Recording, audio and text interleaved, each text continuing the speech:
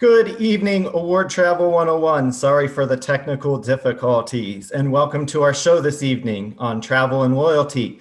My name is Joseph Petrovic, and I'll be your host tonight. So get those pre-departure beverages ready, seatbelts fastened, and sit back and relax as we get you ready for the journey into this crazy world of travel and loyalty programs. What is travel and loyalty? How can rewards programs help you to travel better and for less? Over the course of the last year, the Award Travel 101 team of moderators and admins have been looking at how to help get better content out to our members, because after all, the group would be nothing without you. We'll discuss some of the initiatives we're working on later, but now let's get to our special guest. We are joined by Tiffany Funk, who's traveled to over 70 countries using travel and loyalty programs, and she manages the most popular independent blog in the travel and loyalty space at 1 Mile at a Time. Welcome, Tiffany. Hi. Hey, I really appreciate you joining us here, and you might get to see us here as that sun goes and sets there. Right. But we're just a couple of seconds away. I'll try and lean in and out so it's not too terrible for you guys in the meantime. But before we dive in, I want to let everyone know that this will be available for review after we wrap up on our YouTube page and in the Award Travel 101 Facebook group. So as we're taking off here, Tiffany, tell us how you got your start in travel and loyalty programs and how you continued on to become one of the most powerful voices in the field. That's dramatic. Wow. So I came to travel loyalty programs initially I came to travel at all through a love of aviation. So all the men in my family are pilots, grandfathers are colonels on both sides, and I grew up basically in the right-hand seat of an airplane. So it was just part of what we did. Loved being in the plane, loved seeing just the countryside pass underneath. And the first thing I remember ever wanting to be was an air traffic controller, because there were these people on the other side of the headphones that got to tell these, really the biggest people in your life when you're 4 are, your dad, your uncle, your grandfather, right? So no one tells them what to do except for these people in the headphones. And I was like, this is clearly the most important job imaginable. And so everything sort of came from that, just loving being in the air. And my parents got divorced when I was 7, and flying back and forth between Utah and Hawaii, I had top tier United status at that age, which was super fun. United still flew 747s to Hawaii at that point in time. So you'd get an elite upgrade and you get to go upstairs. It was a terrible product. It was nothing aspirational at all. But again, when you're 7 and you're getting to go up the stairs, it was the best thing ever. So when I started traveling for work after college and while I was in grad school, started looking okay, I know that there's a lot of ways to use airline points and things like that. Did this when I was a kid. If I'm going to be doing this kind of awful slog, where kids these days can't relate to this, but hotel rooms used to have phone books, and you could get the phone books and put them under the alarm clock. And then when you woke up in the middle of the night, you could be like, what city am I in? And the side of the phone book helpfully said oh, I'm in Seattle, because all of the terrible corporate hotels all look the same, as anyone who's done corporate travel can attest to. So it really just evolved from that, and, falling in love with the community and the sort of wackadoodle things that we get to do. Yeah, the travel and loyalty programs have really changed how I approach things and how I look at things today. And I'll talk a little bit about meeting you, because that was one of the things that you were one of the first people that I came out to an FTU in Seattle a little over 3 years ago.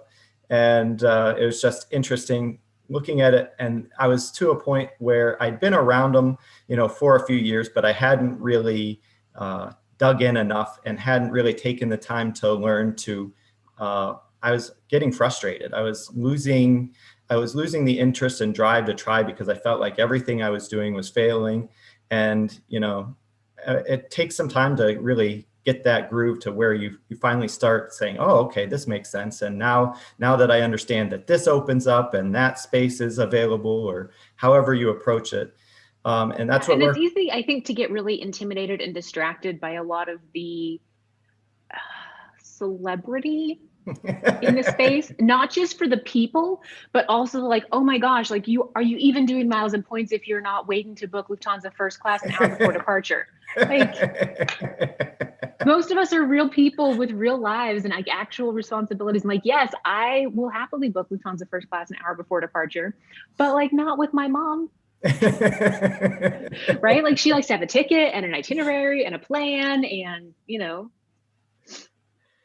Yeah, so what we've really been focusing lately with the Award Travel 101 team is to kind of help the people who are just getting started. We know we have a diverse group here in the group, and we know that the origins of this group, as it's been around for over 7 years now, has a lot of background, people with backgrounds similar to yours, or maybe even longer, who've been around the field. But for those who are really getting started in the credit card rewards or travel and loyalty programs and may not know that much about you, tell them what you do with 1 Mile at a Time, and some of the things that you do there and elsewhere.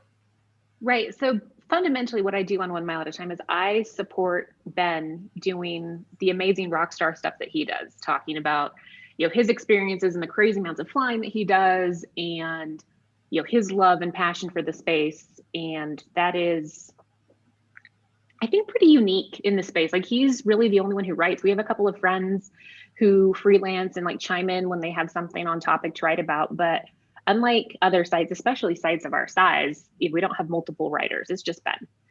So he writes and I run the business. And that's a more than full-time occupation for both of us.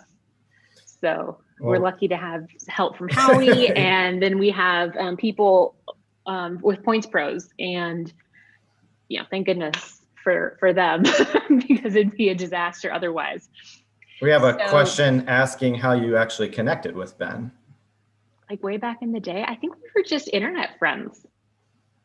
Internet, like flyer talk and connection through all of that. Yeah, just doing this kind of stuff. And then when he finished school and decided that he was going to do blogging full time rather than looking for a job out of college, and he was like, I think I'm going to hire somebody and blah, blah, blah.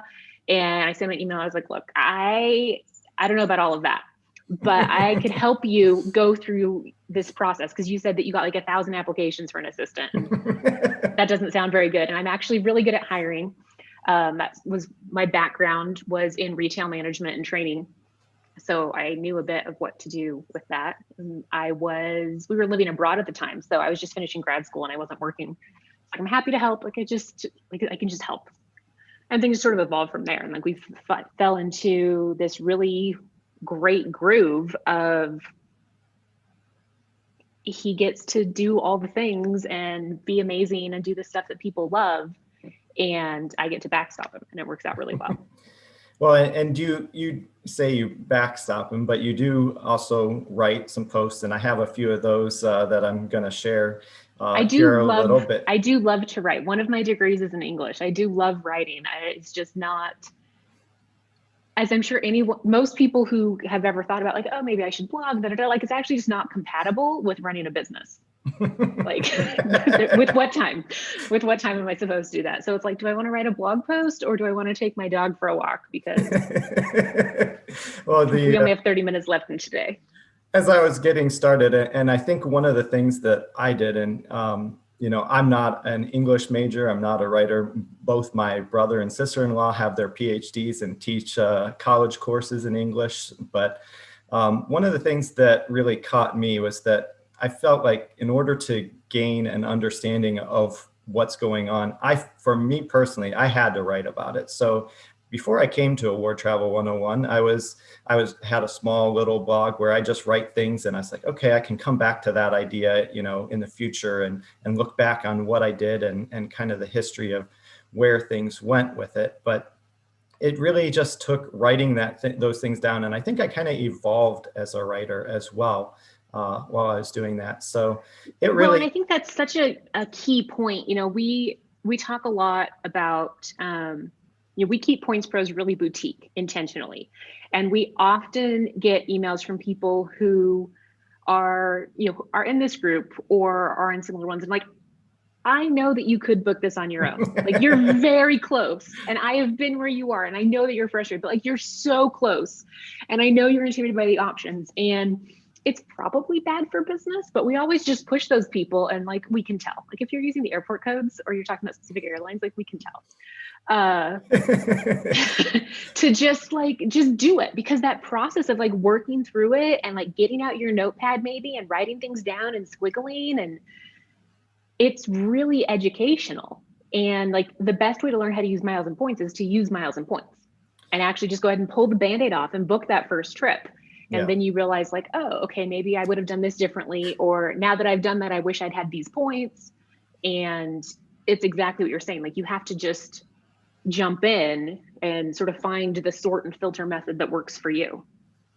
Yeah, and really that's what I felt like where I was at when I attended that first seminar in Seattle with you. And that was kind of something that caught me by surprise. You'd actually said that. It's like, if you're here, you should not be contacting us to book these flights. You should be doing that yourself. And I'm like, I see all these people doing these incredible bookings and things like that. And I don't even have a clue as to how I'm going to get there, let alone, garner the amount of points for a family of 4 and do these kind of things. So it took some time, a little bit of time invested into learning some of the strategies to help things. And of course, I really think that the conferences I attended, both Chicago seminars and TravelCon in addition to that. So I think that approach when, you start putting that, what is it, that old phrase, the rubber hits the road, right. where you start, you start meeting people, you start discussing these things. And obviously we're not in a position to be having meetups and seminars right now, but that's what we're trying to do with some of these live sessions, is to get people comfortable to a point where they can start realizing that it is doable. I mean, somebody like me, I came from nowhere, 2-3 years ago, and I've learned a ton. And it's not to say that I know everything. Not like no one knows everything. In fact, I have forgotten more than I have ever known about miles and points. I am very, very confident. I was talking to my team the other day and I was like, hey, I have a question about this thing. They're like, how do you not know that? I'm like, I used to know it. But like, no one's traveling. I mean, people are traveling, but there's no ethical way to promote travel right now. So, like, why would I be paying attention to this? There's only so much space in my brain.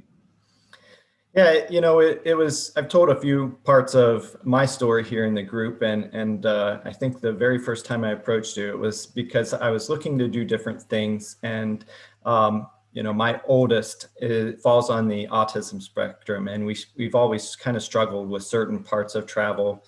Up until 2019, we'd been hesitant to go anywhere that was really more than a few hours away from our home base, just because we never knew what to expect. And we actually took our first long haul flight. We were able to use, partner awards to fly nonstop from Detroit to Honolulu back in summer of 2019. And it was an incredible thing being able to offer the family lie flat business class seats and do something that was so unlike what we had done before.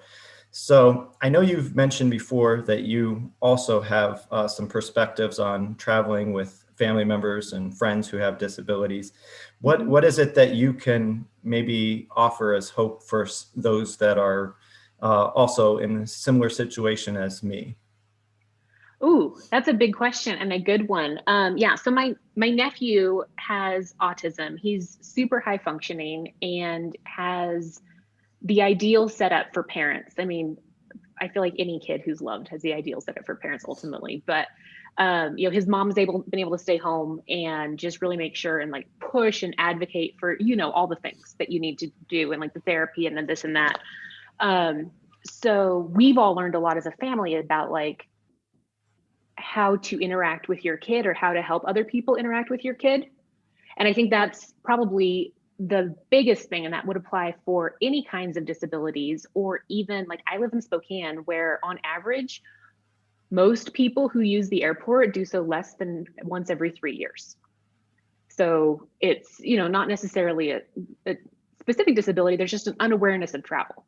So I think that it can be really helpful to sort of look at what is going to happen, what can we expect, and sort of this is what is helpful for Luke. Like, we're going to do this, and then we're going to do this, and then we're going to do this, and then you hope that there's no disruption to that routine, right? Because you promised that this was going to happen.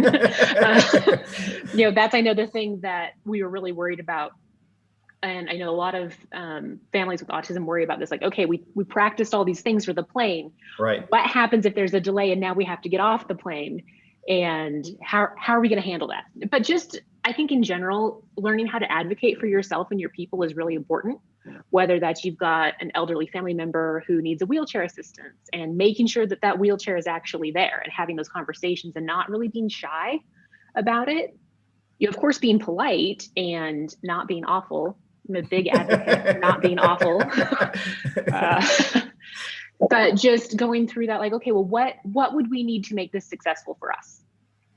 Yeah. So one of the things that we started with, and often with every kid is a little different. So you have different struggles and different pain points. And I know I've heard some people say, hey, it's difficult to fly. It's difficult. Each part is different. For us, it was relatively pain-free once we got through TSA or through security checkpoints. So everything we did, I started saying, okay, how can I make this better? How can I find improvements to make everything less painful for not only, my son, but for my wife, my daughter, me, and everything doing that. And, we did pre-check, we got global entry, we did all these things to try to speed up that process, because we knew that entry was a pain point. And like you said, we had one time where we had a super early flight, and, my son has an aversion to removing his shoes, and we got there too early for pre-check. So all of a sudden we thought we were going to have to go through the regular security line. And now not only is it an aversion to removing shoes, you've just changed something. So our process was, we were starting to have a little bit of a rough time. And thankfully, one of the things I see a lot is that TSA gets a lot of flack, and probably deservedly so in many situations. But in this particular instance, we were sitting in the airport, an agent saw that we were having a problem. She approached us and said, tried to determine what the issue was. And she said, hang on for a minute, we're opening here shortly, and I'm going to walk you through personally. And it was, it made everything, it changed the whole dynamic of that entrance to the airport, and really improved everything. And, there's other things that happen. We showed up to the airport one time, and our flight got canceled as we were getting ready to go on vacation. And now all of a sudden we had to find flights because the reschedule was for, 2 days later. And we had 2 weeks on vacation, and it was like, either we're going to drive down and or we're going to end up finding another flight. And in the meantime, we found that other flight, but we had to wait in the airport for 6 more hours. And thankfully I had, lounge access, and they had a family room where we were able to kind of shut off the rest of the noise. And they just let us said, hey, here, make yourself at home, get comfortable. We'll get you handled. And it was funny because I didn't even fly the airline whose lounge I was in. So they were just being helpful. But that's so much the thing, though. And I think that as humans, we have a really hard time remembering this. Most people actually do want to help other people if given enough information and context. Like, no one is out to make maybe some people are out to make your life miserable, but for the most part, everyone is just doing the best that they can. And so it's like, if you let things go too far to where it's like, and now my kid is having a meltdown, and we all know it is unresolvable, this is just what we're doing now. There were probably, hopefully, sometimes there were exit ramps before then that could have, if you'd asked for help. Even things like, we had my great aunt come up for Thanksgiving in 2019, and she's in Palm Springs. And there were new flights through Painfield. So they're basically direct flights, because it was a little Embraer up to Payne Field. It's the same plane at a 2-gate airport that you get back on to go to Spokane. So it's like, it's perfect. We got you first class in Atlanta. You can just like go out, use the bathroom, get back on the plane and go. But while she was in Palm Springs, her flight was canceled.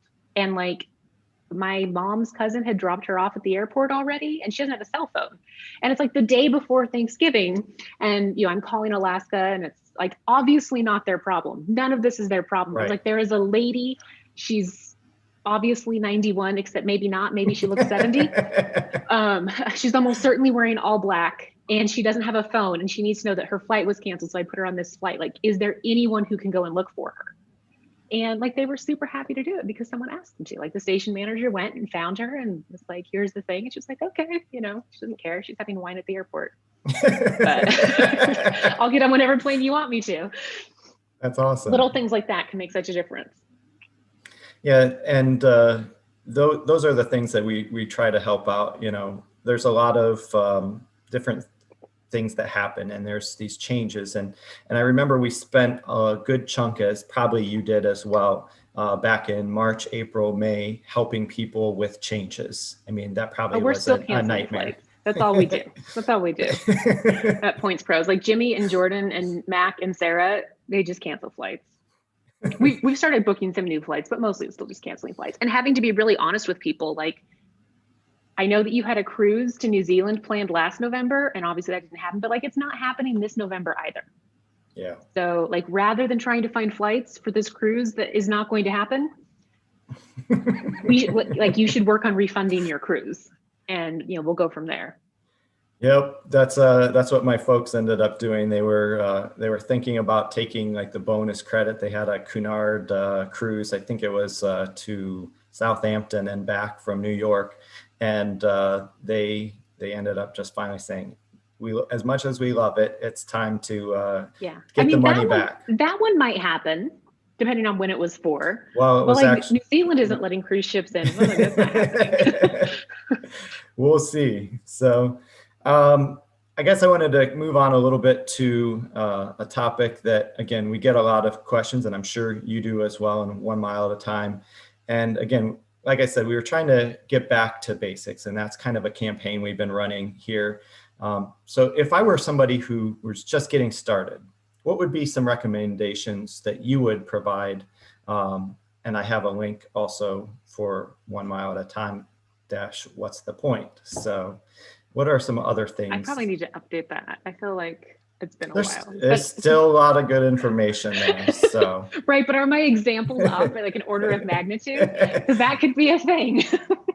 No, we do a lot to try and keep content current on the site, and that's a lot of what I end up spending my time doing is like, okay, we're updating the valuation miles and points and things like that. But sometimes it's like, this was really good content, and I don't think much has changed since 2015, but I should just give it a read over and check. You never know. Yeah. So I really, going back to what we said earlier, I feel like the best way to learn about miles and points is to just dive in and start, booking something. But you don't have to have actual points to book something. You could look at it. So having a goal in mind and thinking like, okay, what is it that I'd want to do? Is it that you're wanting to go to Hawaii and you just want to save money? Is it that you're wanting to look at doing something like a safari in Africa where you can't necessarily defer a lot of the hotel costs with miles and points, so you want to get your flights covered? Is it that you want to do something where you're going to travel domestically, and so the flights are cheap and you're just going to buy them on Spirit and move on with your life? But the hotel is really expensive, so you want to be able to do it. So just like think about what you want to do, and then just start looking. What are the options? What airlines fly there? Even just like going to Wikipedia for the airport and just seeing literally who flies here. Like, that's my favorite starting point. Because then you can say, oh, I didn't even know that, Cathay Pacific flew here, or I didn't know that Alaska flew here, or whatever airline. And then sort of work backwards. Who are their partners? What could I do? How many points would I need? And, doing those sort of dummy bookings to see, what it is that is out there and is practical, or what is impractical. Like, as finding 4 seats, Detroit, Honolulu, that are lie flat, like that's actually that doesn't happen. It's not something you plan for, right? Like that's what you can be once you I feel like once you get to even like the second tier in miles and points, you can be opportunistic like that. Like you have the base knowledge and you have some points balances and you have maybe a list of like 5 or 6 places you want to go. So when those opportunities come up, you're like, oh, I can just pull from my list of things I want to do and like off we go. And I just need to maybe check the school calendar really quickly. But don't necessarily start out with like that specific thing. Or do, and just be like, oh, Detroit to Honolulu, the award seats are actually never there. If I want to go to Honolulu, I should come up with a backup plan. Yeah, I had all kinds of crazy things that my wife was not real excited about because they all involved economy and they involved backtracking. So my home base would be considered Cleveland Hopkins, and usually from what I was finding at that time, it was going to backtrack to New York or DC, and then involved a bunch of other connections. And she was like, I'm not going unless we're lying flat. And she's not a spoiled person. We fly economy all the time. But she's got irritated with the discussion. She was not interested in having anything to do with that. And so I remember actually Ben covered it and he said, hey, this Delta is going to be flying these. And I stocked those seats as soon as they were going to become available. And surprisingly, they actually opened them up right at the opening of that schedule. And so and that's something that happens. It's like, oh, it's a new route. And they just, install the route before they then subtract out like, oh, we don't actually want to have award seats. Yeah. And so that's a thing. It was just amazing finding those. So that is incredible. Yeah. And I think it's actually a really key thing. I don't know how much you guys talk about this, but I think being on the same page with your family in terms of what they want to do with miles and points, and what they're willing to give up or concede in order to do that is really critical. If it is one set of my in-laws, they will not connect. Okay. They will not connect. 0% connections. So they will change their entire trip so as to not have to connect. Literally, a trip we canceled it for them, but they were going to go to France. My father-in-law went to high school with like the mayor of Champagne. So like, okay. Obviously, right? As one does. So that's a great friend to have. So they were going to go and do that. And then they wanted to go to Italy and travel around, and then we'll fly back from Rome. And I was like, okay, well, there's not, any direct flights from Rome to the West Coast. So that's not going to, you're gonna have to connect. Okay. No, we'll fly back from Milan then if you can get us on this Air Italy flight. So they flew, they live in Palm Springs, and they flew then Milan to Los Angeles and drove to Milan. We're going to drive to Milan, just like whatever, they won't connect. Versus my aunt does not care. We'll do whatever, right? And doesn't stress. She's just like, I'm here, I'm with you.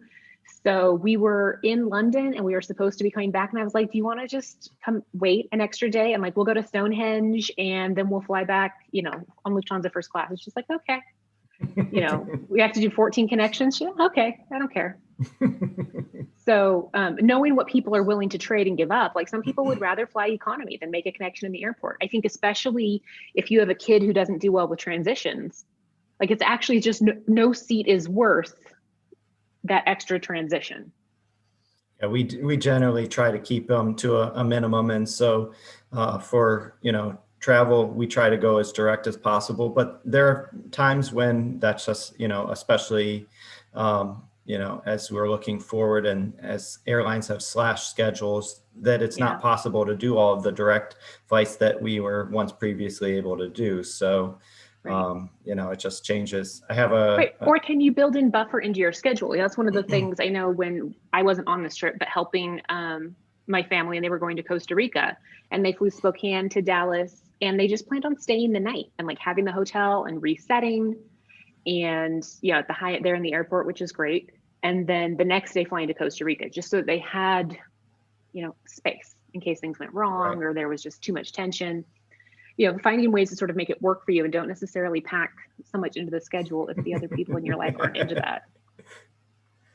I have a question, and this is kind of ties into what we've been talking about, is how much more difficult is it to book multiple award tickets for the same flight traveling with family? And at what point is award travel no longer practical for large families? I think it's always practical, but this person, if they could tell me how big their family is, I can be more specific, because there is a difference between like large family is like a large family. You think your large family is 5, or you think your large family is 15. Like that's just, it's a little bit different conversation. So difficult is a complicated word, because everything when it comes to loyalty programs and travel and points and miles is very similar to most things in life, where it exists along a continuum, whatever that word, I can't pronounce words anymore. Yeah, that one. Yeah, I can't pronounce words. Between price and flexibility. So if you are not flexible at all, you have 10 people and you all have to be on the same flight, there is a price point at which the airlines will accommodate you. It would be more expensive if you were paying cash. It's going to be more expensive if you're paying with miles. So sometimes there's things that you can do. Flying Blue is a really great program if you have a group of people, because they will make a lot of seats available. Not all at the saver level, but maybe you can book 2 at the lowest possible price. And then you can book 2 more at the next tier, and 2 more, and so on and so forth. Eventually you get to where they're so expensive that you'd be better off paying cash for those last couple of tickets. Right. But everyone has to do that math for themselves and, you know, see where their threshold is. And so it almost becomes more difficult on the earning side, because you have to think ahead, and you don't want to have 100,000 points here and 100,000 points here and 100,000 points here. You know, you need to think about, okay, I need to be able to move 1,000,000 points into one program if I want to have 10 people at 100,000 points a pop, you know, flying.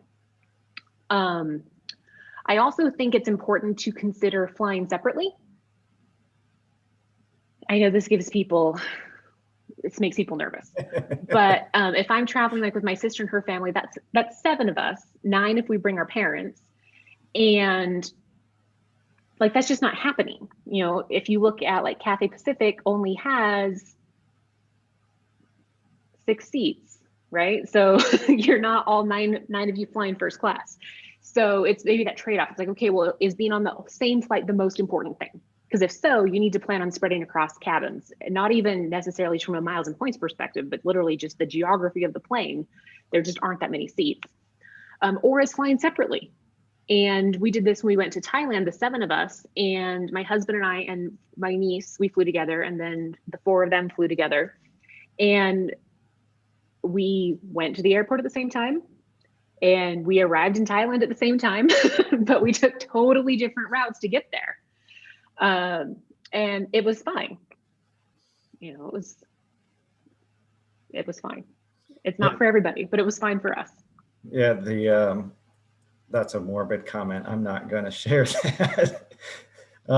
Yeah, you can fly separately. That would be something that, you know, open up awards space. You know, you have better flexibility, more options if you do that. So moving ahead a little bit, one of my questions for you, I know you've answered this a number of times, but some of our listeners and viewers may not have seen this. So I know you've been on most, if not all, of the world's most aspirational airline products, and all of them. And yeah. We see them mentioned a lot. So people always talk about they want to fly, you know, Lufthansa F, as you've mentioned. They want to be in Qatar Q suites or something of that nature. Which one for you has been your favorite, and why? Ooh, okay. Something that's still bookable, like people could book now. So, because like if I say something like this is great, and then you want to go out and do it. Maybe something that is just your favorite of all time, and it doesn't have to be available anymore. And then maybe something that is. I love Swiss First. I love it, and flying it with my husband, who feels like if he were to design an aircraft experience, an entire experience, it would be Swiss First. And so he's just thrilled by everything, right? Everything about it. He loves the lounge and the fondue and just, you know, the whole thing. He's just perfect as far as he's concerned. So I love that. That is not available with miles and points anymore. I think for something that is available and is great, I think ANA first class is a fabulous experience. You know, great champagne, great service, really fabulous menu. My husband just texted from across the house. F yeah, Swiss First.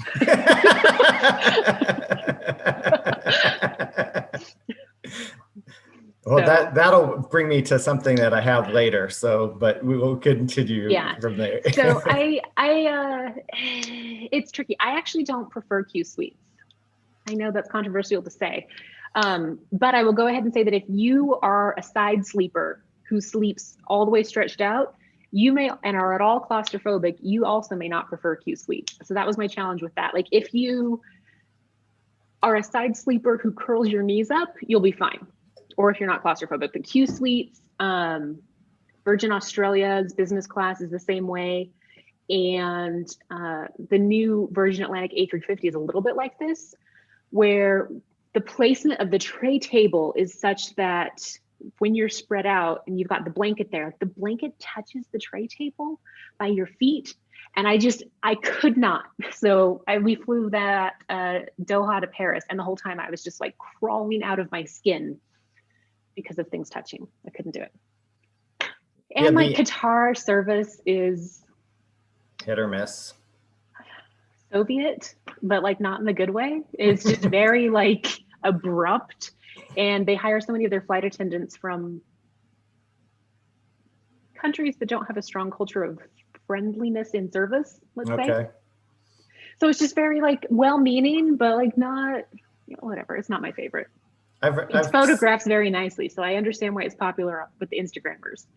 Yeah, but I wouldn't go out of my way. Look at it from like I've never flown it, but the pictures of it and the idea of having your family, and I'm perfect for it, those four seats all together, having that family dinner and, pulling down all the shades. I like the idea of it, but I have seen a lot of people say, hey, and the other thing is they're terrible with the equipment swaps too. So, you could think you're in Q suites and not be. I do have Q suites booked again in September as my fingers crossed kind of trip. Like if everyone's vaccinated and if it can be done in a responsible way, they started flying out of Seattle. And so like that's an easy trip for us. And then it's not like going out of the way to fly Q suites. But yeah, I think that's actually a really fun thing to consider, is that the stuff that is popular might not be the best for you. So you're like, oh, I love having the whole idea of my family and sitting by me. But your wife might be like, actually, I would prefer to just have the window seat by myself, shut that door and give me some champagne. And like, this is what I want out of my flight. There you go. That might be true. Those center seats are hot too. That's another thing to consider. If you are like a hot sleeper or someone who is always hot on a plane, if you sit on the edges of the plane where you're against the fuselage, it's going to be cooler. Okay, good to know. That's my seat tip. Row 5, if you're flying Etihad first class, is cold. Oof. 1, 2, 3, and 4 are furnaces. Well, there we go. Great tip for everybody flying all the best of the airlines. Speaking of different loyalty programs, are you a status person? Are you after all the statuses? Do you have status in the airlines and hotels and all of that? And is there, to add on to that, is there one that you think might be best for somebody getting started? Okay, that's a loaded question. Yeah, you're asking questions that you know the answers to because you're just looking for a dramatic answer. I get how this is going to go. Okay. In general, broadly. So I don't like to list off my statuses, well, especially in 2021, because I don't know, who cares? If they're keeping my points from expiring, that's all I want out of a loyalty program right now. Okay. Just don't expire my points. But if I start listing them all off, I have all the things, but I don't like to do that because I think it makes other people feel like they also need to have all the things in order to have these experiences. In general, I am opposed to airline status unless someone else is paying for most of your travel. Just like straight up, when I was consulting and doing that kind of travel, if your employer or your client is paying for even half of your travel, it's, the higher you go, the better. Then it absolutely makes sense to spend your own money to get that last little bit to get top tier status. Because those are the things that make your life better. Like if you're already flying 50,000 miles a year on other people's money and you're subject to their schedules and their requirements and blah, blah, blah, doing those 1 or 2 mileage runs or whatever to get you to that top tier elite status to where you can make changes for free and you're getting upgrades and you're getting all of those things that make your life much better, it's worthwhile. But going from scratch to that, it's like, why are you flying that much? Like, just don't. And instead use miles and points to just get first class when you need it. Or it's like hotel status. Like Hyatt status is great. I value it. It's amazing. But I also do a lot of really crappy domestic work travel. And if you're a family and you're doing like 2 trips a year, it's really hard to justify like getting status versus just using a few more points for the suite. And then actually getting the suite versus like having to throw a temper tantrum at the front desk because you're like, I'm there along with 600 other globalists and I'm in Maui. How come I didn't get a suite? Well, of course you didn't get a suite. And it's Maui. No one gets suites. No, it's funny. It's like with airlines, and I've never chased airline status. I've tried to do any airline status is for free. I got United Basic, their Silver Premier, simply because I also have Marriott Titanium status. And then I did the Southwest because I had the companion pass. I did that Frontier to the 100K Elite, which is making cheap tickets really attractive. So, you can do anything and have them fully refundable. So I wanted to book a ticket or multiples every single day I could, and I could cancel them all 24 hours ahead of the flight. And for me, with the types of travels we do, that's making sense for us right now. But right. And I think that that's actually the key thing is to look and see like, okay, if I go for status, what does that get me? Because I'm constantly asked about people who want to get the lowest tier status for like Delta. And it's like, literally it gets you nothing, like actually nothing. It gets you free checked bags and you are a carry-on only family. So it's worth nothing to you. But if the checked bag was worth it to you, like just get the Delta credit card. It's still giving you checked bags and you aren't committed to flying Delta, however many thousands of miles that you weren't going to fly them. So I think that's sort of the thing to look at with the trade-off. My husband always has Alaska status because we get a lot of value from that living in Spokane because they allow their MVP golds and above to, I guess now this is the thing, everything's changing. Right. Could make free changes, basically. Right. Yeah, you just change and just keep like a wallet of funds and just cancel or change whatever you want. And so for like when my niece was in school in Seattle, you don't have kids in college yet, but you might remember from yourself, it's like winter finals. And it's like, is there a final or is there going to be a paper? Right. So it's like, let's book you a ticket for, the Monday, Tuesday, Wednesday, Thursday, Friday for the end of the term, because who knows? You're not going to know until like a week or two before. And like right now, tickets are $46. If we wait, they'll be like $500 that last week. So doing stuff like that and booking tickets and then canceling the ones you don't need, we got a lot of value out of that. So it made sense as a family to keep that. But I think that's the key thing with status is what would you be getting, and not just the advertised perks, but what are these perks and how would they relate to your life? Yeah, the perks on the airline side, for the most part, I'm not doing enough international. Well, nobody's doing not a ton of people are doing international travel. There are people traveling, but we were going to make 2021 prior to the COVID outbreak our international travel year, because 2019 was that test year. We had some domestic trips in 2020 we wanted to knock out that were kind of part of our original goals we'd never gotten to. And then 2021 was going to be the year we started breaking out and trying some different things. And, airline status just doesn't make sense for my family, but, having some of the perks of the hotel status did. And fortunately with credit cards and all these bonus offerings had made it really easy last year and this year for us to attain that. And I'd never really had that previously either. So. Right. Like for a family, Hilton Gold status is perfect because it eliminates one of the biggest expenses for a family that's traveling internationally, which is breakfast. Right. Right. And like, some kids are big eaters, some kids aren't, but like they're still charging you $24 for that buffet, even if they have like 2 pieces of watermelon and they're out. Like this is just how it is.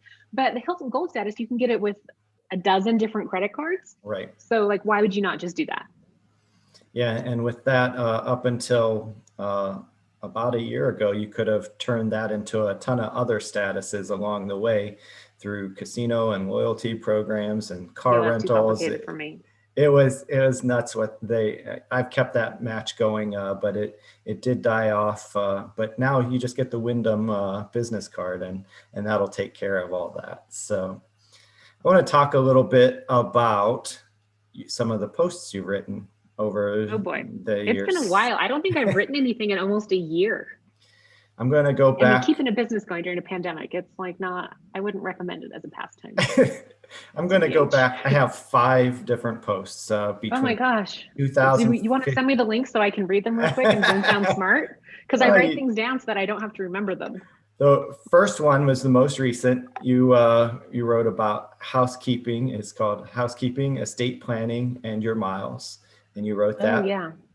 And this is over- interesting because this is a refresh of a post. And when I first wrote it, right after my grandfather passed, and we were dealing with his estate and his miles and points, and I was like, okay, like people just don't know any of this. And I wrote it, and it was very well received. And then I updated it, and this year you can see like all of the comments are so mean. They're so awful. They're like, you're trying to scheme people. I'm like, I'm not trying to scheme people. I'm saying like, give somebody, like, have a plan. Yeah. Have a plan. No, it's these are some of the things that just really kind of stuck out to me, and then some of them are things that I found humorous over the years reading. This next one is not humorous, but I think it's a topic that needs to be discussed more within the travel and loyalty community, especially people dealing with credit cards, is how to build and repair and diversify your credit. You wrote that a few years ago, or at least that was the last time you updated it. And we try to talk some about that, but it's just there's a lot of nuances into some of those things too. So we're going to be sharing these posts in the comments, and yeah, that way I think people the can key thing reference with them. that to realize is that most of the credit cards that are out there that you might be interested in getting or wanting to do, or that are really lucrative for travel, require excellent credit. And so even if you've been going through life perfectly fine with decent credit, you may have to goose your credit or do some other things. And especially stuff like if you don't have any debt at all, for a credit reporting bureau, you don't exist, basically is what it comes down to. So we did things like at one point in time, we leased a car. And even when we bought our current car, which we bought it used, but we still set it up so that we'd have a car payment, just have something keep reporting on our credit, because it's just things like that, right? Like you need to have things that aren't just your credit cards on your credit report. Otherwise you start to look sketchy in their eyes. Yeah. So I did talk to somebody once at a Chicago seminars who had put a mortgage on her house. I know exactly who you're talking about. She'd had her house paid off for 20 years, but she's just like, I just went and got a mortgage. My payment's like $100 a month, but it reports. There was another lady there that she had it was either 13 or 31 cent a month payment. That I remember her mentioning it 2 different years. That's amazing. Yeah. And it's like she kept, I don't even know why the bank would keep that open at that point, but somehow they do. And she makes her, less than $1 a month payment or whatever, and keeps her credit, I guess. Keeps her thing going. Solid. Yeah. So all those things can add up for sure. Let's talk about another post you wrote back in 2018, because you are the aspirational queen. It was Dear Cathay First, we need to talk. Oh man, you're picking the post that got terrible comments. So this is the most important thing to know about that post. If you are a woman on the internet, you're not allowed to have opinions. That's basically the first thing. We got a lot of flack, and we blew a lot of people off. We had another female guest a few months ago, and they just kept talking about how much she doesn't know. And it's like, are you listening to what she's saying? I mean, she's giving you tons of tips on how to do some of these things better. And it's just astonishing, especially when you look at the audience and the community here, is that, I know what my community looks like, and I have 55-60% of the people who are active in the community are women. So right. What are you Which is not about? the case on 1 Mile at a Time, where it is like 95% men, which I love. I love the audience over there. And it's lovely. It's just very interesting because like I was on that flight with Ben. And so like we're having our conversation during the flight, we're having our conversation afterwards, and we have a shared perspective on the situation, which is basically, Cathay Pacific is before that was on record as like, this is my favorite product that I would recommend that anyone fly, because I know exactly what experience you're going to have. It is so consistent. It is textbook. There's no variation. It's not like, oh, like Singapore, you can have a bad crew and you have a bad flight, because like the hard product's only we were talking about Qatar and Q suites. Etihad, if you have a great onboard chef, you'll have a good experience, but like the food is not amazing. So like just all these things, but Cathay Pacific is just robotic. It's like the algorithm and everything is perfect and consistent, which is great when it works. But then when you start downgrading your experience, it's like if you're cost cutting to the point where it's obvious, you can do better. You actually just can't have holes in your linens in first class. Is that what you actually had? just can't.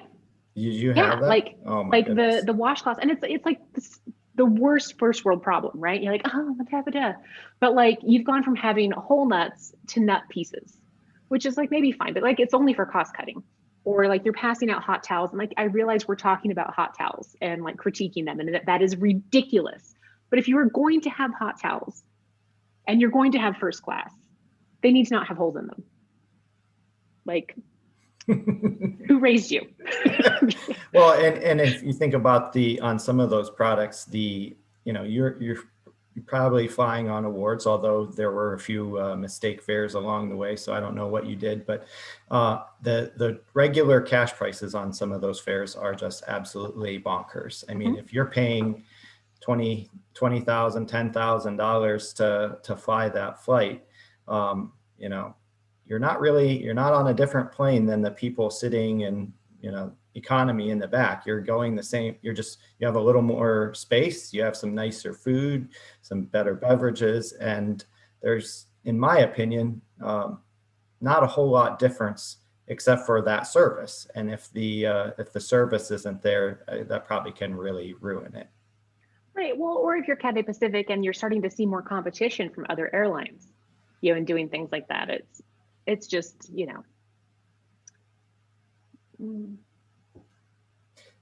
mean, maybe it doesn't matter, but like if maybe it doesn't matter.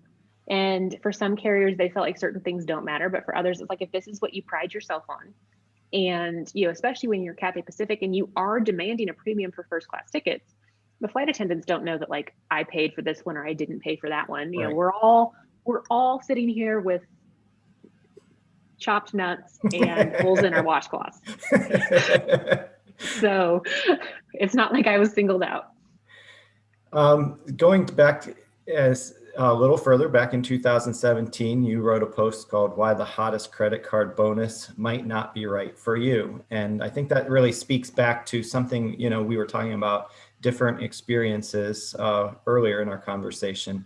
You look at all these credit cards and we hear about, there's this huge bonus, but now it's maybe unreachable for somebody because the spend required to hit that bonus is insane, and or maybe it doesn't serve your needs.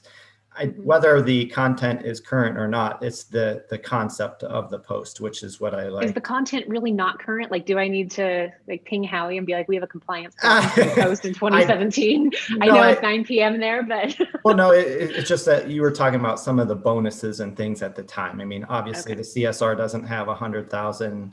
I think that's kind of what it was in reference to, was that, everybody was getting the CSR because it had 100,000 bonus points at the time. Obviously, from a compliance perspective, that's not. I'm joking. Well, it's just credit card posts that get that old make me nervous, because like I don't want anybody to come across a post. It's like, oh, I can get $100,000 if I click on 100,000 points and you click on it. And like that's not at all true. Like I don't want you to have that experience. No. That doesn't help anyone. But it's the concept, and we're seeing a lot of that today. I mean, you have these 100,000 mile, and I guess the other part of it that was pertinent is that not all points are the same. And we often talk about this in the group. The Hilton, I think Surpass card right now has this 150,000 point bonus, and it's a great deal, but is 150,000 points the same as getting 125,000 membership rewards? It might Well, look. maybe like actually, if you are looking, but this is the thing. It's like if you are looking for hotel stays, those 125,000 membership rewards points are roughly useless for hotels. I know they're technically not useless, but they're practically useless. So if you're looking at, something that we talk about, like points for clients all the time, it's like you want to go to Hawaii. And if you're on the West Coast, buy your ticket. Like get the Alaska card, use a companion certificate, just buy the ticket. It's only a 5-hour flight. You're going to be fine in coach. And then use your points on a much nicer hotel. Like that card is perfect for that person. And would be much better for them than membership rewards points, which are still not going to help them get to Hawaii, and then also can't be used for hotels in an efficient way. Unless you transferred it over to Hilton. I mean, they have that 2-to-1 transfer. So, I mean, it's like that's terrible.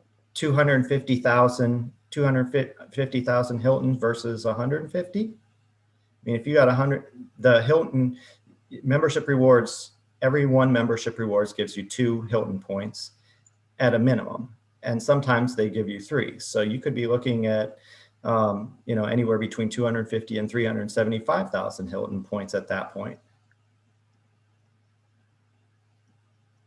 Maybe. Yeah.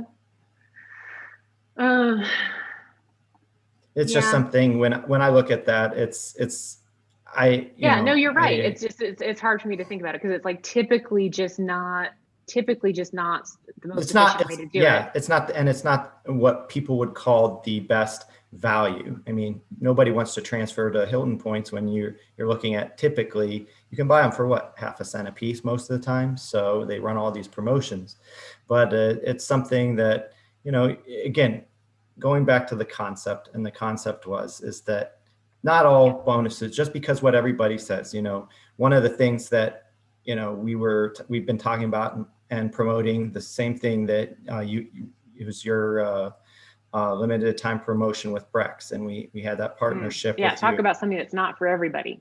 That's something that is great for business card people who have legitimate businesses, but it's not going to be the right product for somebody who's just out there looking to take their family to Florida, and they don't have that offer. So again, look at the bonuses, look at the cards, look at the programs, and I just want to make it clear that because we think it's necessary, it's a great thing, or Tiffany thinks it as, you have to also look at your situation, right, and see what. I think a great example is like Ben talks about the IHG card all the time. And I know you guys do too, because like it's sort of a no-brainer because you're getting how many points with the bonus. Like it doesn't even matter what the bonus is. That's not why you're getting the card.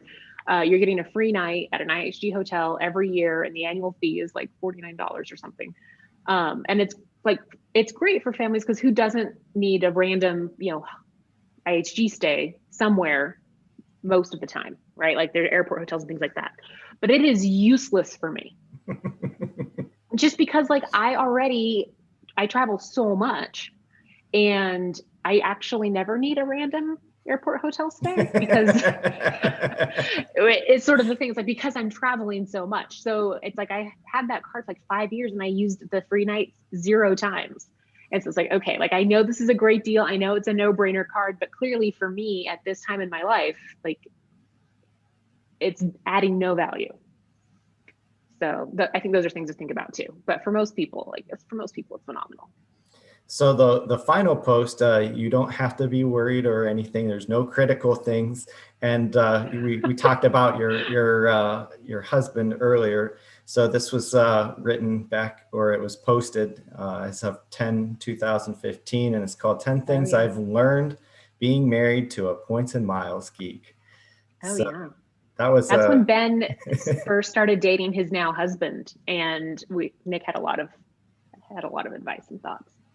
That was a fascinating post because when you look at the topic, I think a lot of us in the travel and loyalty points and miles communities, we look at it and we have that one person who's really into it and the other person who's kind of along for the ride. Yeah. Well, and my husband is also a much better writer than I am, ironically, given that he's the software engineer and I'm the one running, an internet publishing site. Yeah, it's a little unfortunate for both of us. He's a great writer. And so I love that post. I've always loved that post. And he is he loves the experience. He loves the destinations, and he's willing to go through a lot to get to the destinations. But he jokes about, like, when I ask if he wants to go somewhere, it's like, from where or how? Because sometimes there's a bit of a bait and switch there. Or like, it took us a while to sort of find that equilibrium of like, what is most important to him? You know, and there are some things that he is willing to do. I mean, he's always willing to do the things, but like, if we're going to go somewhere, he wants to go there. And if we have to take, at one point in time, we were in Spokane. We didn't live here at the time. We were just visiting family. We were going to fly to Jordan, and our original itinerary was Spokane to Seattle to Los Angeles to, I think, Dubai, and then maybe somewhere else, and then to Amman. But he was feeling terrible. And so I was like, okay, we'll just shorten it. He's like, what? That's a thing? Like, we can have more direct itineraries because, you know, we don't have to take 8 segments. It's like, okay, so I have to think about this a little bit more. And we flew something, you know, fine, but like not aspirational, and got there in 2 flights. He's like, I have a lot of questions. But my husband has only ever booked basically 2 flights for himself. We've been dating since we were 19. So he booked 1 flight for when he had like a random job trip interview or something like that when we were very young. And he ended up flying from Portland to Washington, D.C. via Houston and Cleveland. So it must have been a United flight then. Yeah. And I was like, I don't even know how you managed to do this. Like, this is the worst itinerary. And then now he books for himself all the time, Spokane, Portland, which is basically just the same flight over and over and over. But, you know, that's sort of how we've divided that out. The flip side though, he's very great. Like, we were taking a trip to New York. We had Hamilton tickets, and we lived in San Diego at the time. He was in Portland for work, and we were supposed to fly LA, New York on like the American, you know, Transcon A321 or something like that. And so there was a storm in New York. And so like, I was in San Diego and I was looking at the storm, and I was like, there's no way that our flight is leaving. And there's no way that the flight, like, there's just actually no way that we can fly LA to New York in the next 3 days, and it's going to happen. So he was in Portland, and his flight to LA was delayed. And I was like, you need to, and he's just like, I'm gonna go get a beer, my flight's delayed. It's like, oh, no, that's not how this works. Like, you actually need to go to this gate. He's like, that's not my gate. I'm like, I know, you need to go there. Like, that flight hasn't left yet. It's the flight from 2 hours ago, but it hasn't left. Like, see if you can get on it, and I'll meet you in LA, and I have your passport. He's like, I don't need my passport. And so we ended up flying. There was an Ethiopian flight that flew LA Dublin and left at midnight, basically. So we flew LA Dublin, spent the night in Dublin, and then the next morning we flew Dublin, Frankfurt, New York, and we got there faster than if we had just waited for like the endless delayed flights. And he was fine with that. Like, that didn't bother him at all. But if I'd, you know, pitched, hey, let's fly to New York via Dublin and Frankfurt, he'd be like, that's ridiculous. We're not doing that.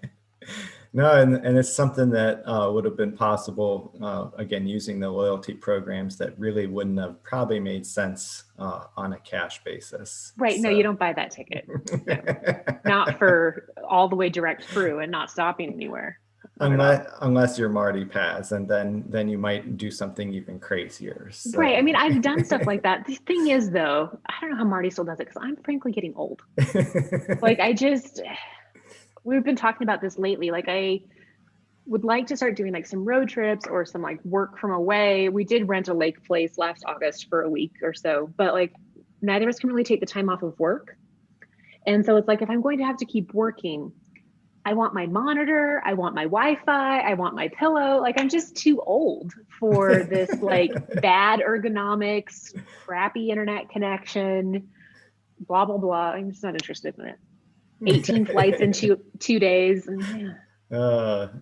I've never done all that. But it's fascinating to read about and see what people can do and put together with some of these ins and outs once you really start digging into those programs.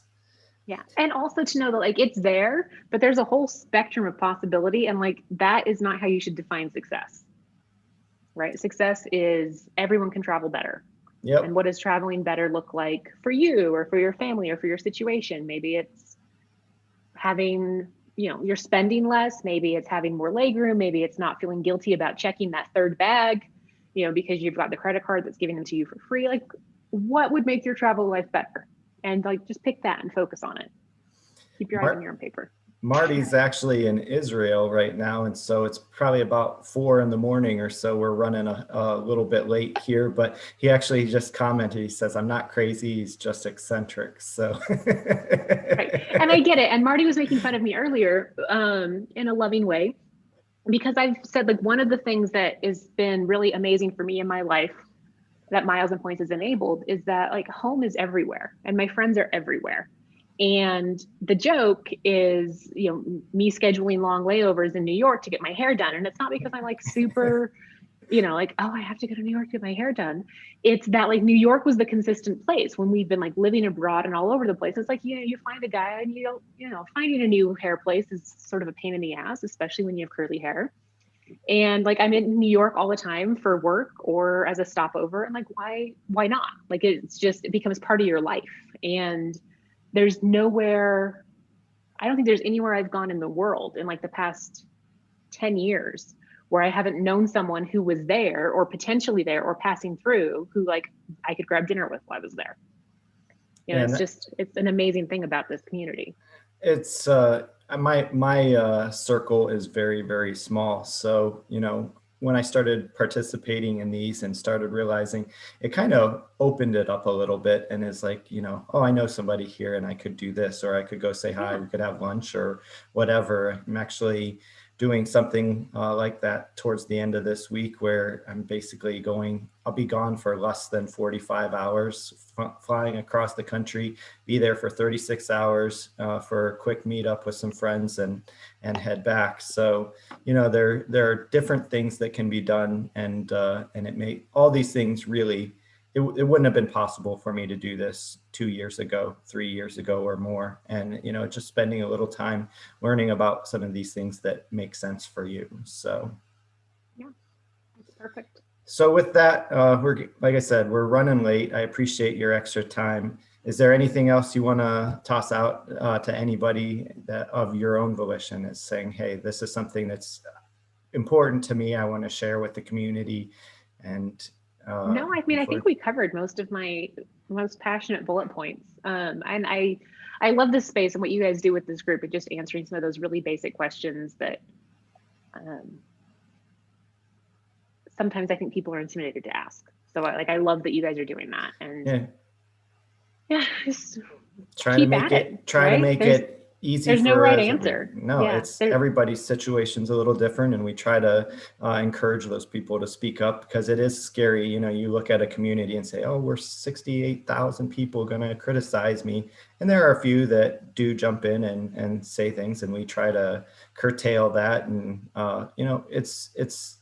we all came from somewhere, and I had Randy Peterson on a couple of weeks ago, and he's like, I know all of them. I watched all of them come from somewhere. So, that's what I always try to remember, is that, I started from somewhere, you started from somewhere, Randy started from somewhere, but, we're all doing the things that work for us and try to make things better for others as well.